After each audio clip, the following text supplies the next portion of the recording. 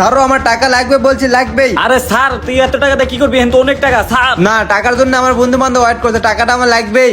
আরে স্যার দি ভাই কেমনটা শুরু করছে দেখবি, ছাড়ে না।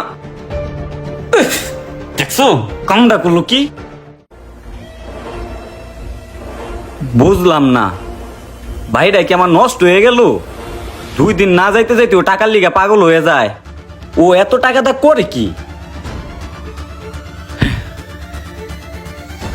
আরে তোরা ইচ্ছা মতন কি খাবি খা, আজকে ভাইয়ের থেকে 500 টাকা নিয়ে আইছি, ঠিক আছে? এই চাচা ওরা কি খাবে দেন তো। আরে আমি থাকতে টেনশন করিস কেন, যে কোনো মুহূর্তে টাকা চাবি বেটা। আমার ভাইয়ের কি টাকার অভাব আছে? তোরা চাও মাত্র আমি নগদে তোদের কাছে দিয়ে দিব, ঠিক আছে? আরে বেটা তোর বড় ভাইটার আর কয়দিন এমনি লুটপাট করে খাবি? আরে বেটা তুই এত টেনশন করস কি লেগা? ওর বড় ভাই আছে, ও ভাঙবই। বন্ধু তাহলে একটা ডেট ফালা ঘুরে আসি। আরে বেটা আমি থাকতে টেনশন করিস কেন, আগে এই 500 ভাঙ, তারপর ভাইয়ের কাছ থেকে 6-9 করে কিভাবে টাকা আনতে হবে সেটা আমার বিশাল ভালো করে জানা আছে। কথাটা কিন্তু মাথায় রাখিস। এই মামা বিল কত হয়েছে রাখো তো।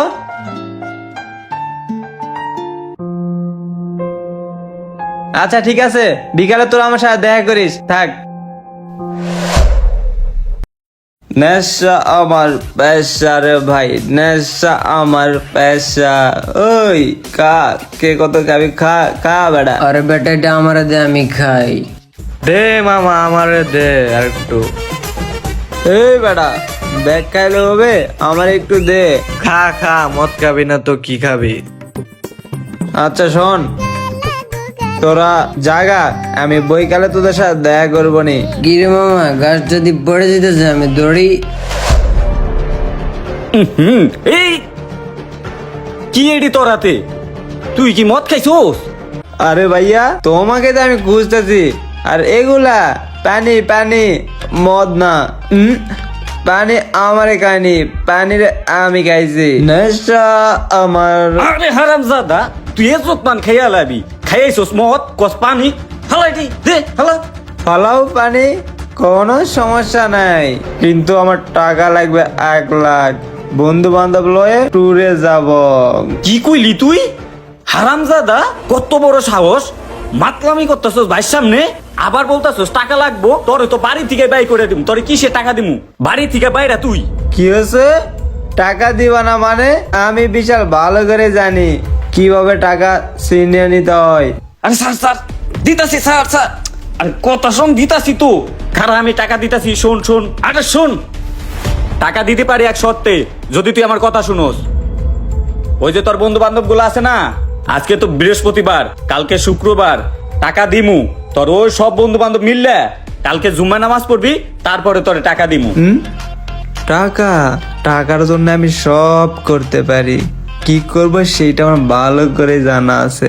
ঠিক আছে ঠিক আছে, কালকে আমি সব বন্ধু বান্ধব লয়ে জুমার নামাজে চলে যাব। কত বড় বিয়াদ্দব।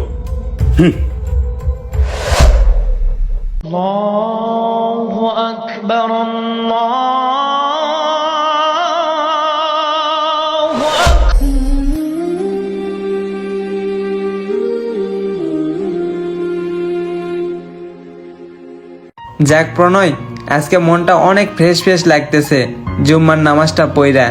তোরা কি বলিস? যাই হোক মামা, নামাজ তো পড়লাম, তাইলে এখন চল তোর বাইরে থেকে টাকাটা নিয়া বিকালে রওনা দেই। হ্যাঁ মামা, কক্সবাজারের ট্যুরটা কিন্তু ছাড়া যায় না। তোর ভাইয়ের কাছ থেকে কিছু টাকা পয়সা বেশি করে নিস। আমাদের কাছে কোনো টাকা পয়সা নাই, তোর বাইরে থেকে একটু বেশি করে টাকা পয়সা নিস, যাতে আমাদের ঘাটতি না লাগে। না মামা, নামাজ পড়া আমার মনটা অনেক ফ্রেশ ফ্রেশ লাগতেছে, ট্যুরে যাওয়াটা ক্যান্সেল। আর মামা ইদানিং আমি অনেক খারাপ কাজ করে ফেলছি, আর না জানে আমার ভাইয়ের সাথে অনেক অত্যাচার করছি, এটা আমার করা ঠিক হয়নি। আমি আমার বাইডারে নিয়ে অনেক চিন্তিত আছিলাম। আল্লাহ তুমি আমার বাইডারে হৃদয় দিছো। হে আল্লাহ, আমার বাইডারে তুমি ইমান দিও। আর এই জুম্মার নামাজটা পড়ে আমার ইমান ঠিক রাখতে পারছি, তাই আমি আমার ইমান ঠিক রাখতে চাই। আর তোরাও এই ইমানটাকে ধরে রাখবি, চল। হে আল্লাহ, তুমি আমাদের সবাইকে 5 ওয়াক্ত নামাজের হেদায়েত দান করুন। আর একটা ভাই কখনো চায় না যে তার ছোট ভাইটা নষ্টের পথে যাক। আসলে সঙ্গ দোষে আজকালকের পোলাপান নষ্ট হয়ে যায়। তাই আপনি আপনার ইমান ঠিক রাখতে চাইলে 5 ওয়াক্ত নামাজ পড়ুন, আর আল্লাহ তাআলার কাছে দোয়া চান এই কালে সুখ না পালে পরকালে ঠিকই সুখ পাইবেন। আর ভিডিওটা যদি আপনাদের একটু পরিমাণে ভালো লাগে থাকে তাইলে অবশ্যই লাইক কমেন্ট শেয়ার করে পাশে থাকবেন। ধন্যবাদ।